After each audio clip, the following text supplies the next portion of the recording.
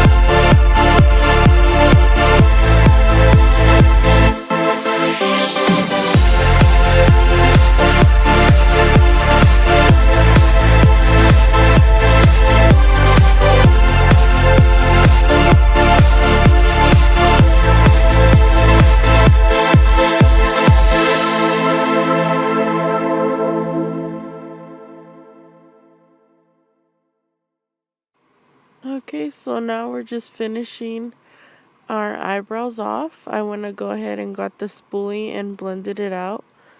Here's a up close. Now we're going to go ahead and use the LA Pro Concealer in the color 969 Glamison. I like to put a little bit on my hand. I get a little angled brush and I go ahead and outline my eyebrows to clean up and make them look sharper. Also, what I like to do is I don't like to really blend it out. I just like to set some on there, not to be blent out. And I do that for the top and bottom. And that makes your eyebrows give it a clean look.